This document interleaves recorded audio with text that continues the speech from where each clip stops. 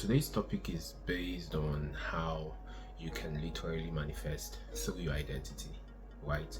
And not necessarily through like the whole affirmations and whatnot, right? Because at the end of the day, right, we are basically manifesting as a result of our identity. And so, no matter how much visualization the person tends to engage in, or how probably they spend the whole day doing affirmations, right? If there is no identity shifts at the core of their being, right, they will literally keep um you know attracting the same thing into their reality. So the principle here is identity first, frequency second, and manifestation is literally the last thing. Okay, so it's no longer like a new thing that we literally co-create our reality. But where a lot of people tend to get it like backwards is the fact that they skip the most important part, right? And the most important part is also the most difficult part.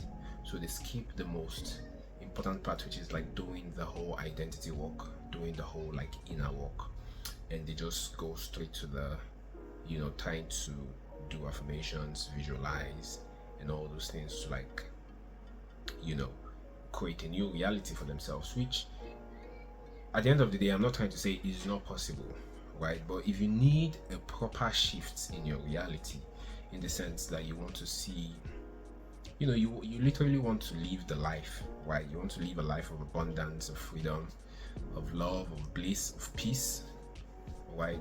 You have to understand that you need to go back to do the inner work.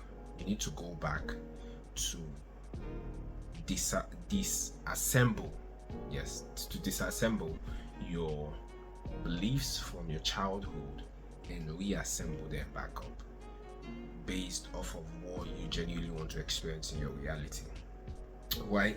So how that works is, a lot of us grew up in probably like a toxic home or a not so environment that was nice, and as children we tend to like absorb the emotions, the patterns, the energetic patterns of people that we once looked up to, probably our parents, our siblings, teachers, the environment, right? We tend to like observe probably like their thinking pattern, their emotional pattern, what they tend to believe for themselves, right? We tend to like absorb those things through our nervous system because we spent a lot of time with these people.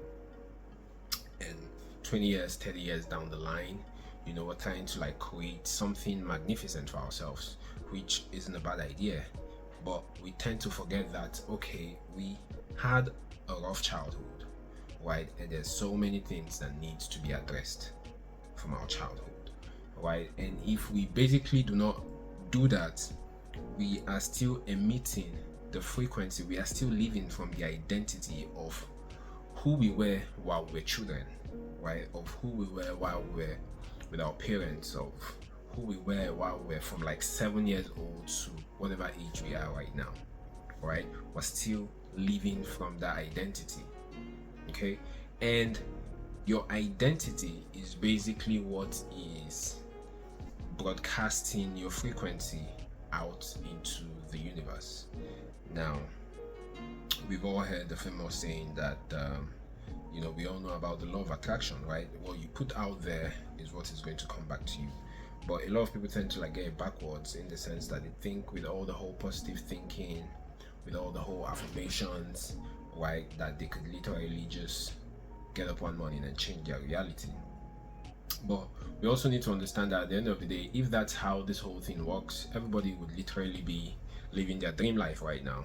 So one thing that a lot of people talking about manifestation usually leave out is the fact that like you genuinely have to go back and do like the identity work, because your identity is literally what is broadcasting your frequency, right? And your frequency is literally what is attracting back to you into your reality. So if from your childhood you've been living from a place of lack, from a place of you're not loved, from a place of you don't get what you want, and all these limitations and scarcity mindset and lack mindset and all these negative stuffs, right? If that's what you've been programmed with while you were growing up, right? Best believe, and I'm speaking from experience, right? Best believe that's what your core identity really is. And no matter how much positive thoughts you try to think, no matter how much affirmations you say, no matter how much visualization you do, your core, right, your identity at the core is broadcasting these frequencies of lack, these frequencies of limitations, of fear, of resistance, and all those stuffs, right? And the more you keep broadcasting that into your reality, because at the end of the day you have to realize that that is your base frequency, right? And so it just keeps going out into the universe like automatically. So the more you keep broadcasting that into the universe unconsciously, because this is not something that you're trying to do consciously, right? The more you keep broadcasting that into the universe, the more the universe keeps giving you more reasons why your reality should continuously reflect the fact that you're living from lack, or the fact that you're living from negativity, or the fact that you're living from resistances or scarcity or limitations and all this good stuff, right? So before we end this video, I'm going to give you guys what I basically did in order to rewrite that story at the base, right, of my being. So if you're just joining this channel for the first time, right, I usually talk about how smoking weed has literally helped me reprogram my subconscious mind. Okay, so what I did, which I stumbled upon, right, it wasn't something that was, it was just something that happened automatically, right? So what happened was, what I did was, whenever I'm smoking weed, whenever I'm high, because when you're smoking, you're high, and once you're high, the gate to your subconscious mind is literally open, right? Once you're smoking weed, the gate to your subconscious mind is literally open, and you could at that point in time, because you're aware, right, you could have at that point in time use that as a means to like say your affirmations and stuff like that, to like reprogram whatever negative beliefs it is that you have, whether it be money beliefs or relationship beliefs or whatnot. What I did was, whenever I'm smoking and I'm high, I just use that as an opportunity to say my affirmations, because at that point it's going directly to my subconscious mind. And over time, to be honest, it wasn't easy, but over time that stuck, right? And I've literally been smoking for like probably 10 to 12 months now, and I'll tell you for a fact that I'm living in a completely different reality from where I used to be, like when I started smoking like 12 months ago or 10 months ago, right? So this is just a way that you can also reprogram your subconscious mind. But that notwithstanding, that is not the only way you could do this, right? A lot of people use play affirmations while they're sleeping, because also that's while you're asleep, your subconscious mind is literally wide open, right? And you can just play those affirmations or whatever it is that you want to reprogram yourself with. You could literally just play that, and it does the job for you. But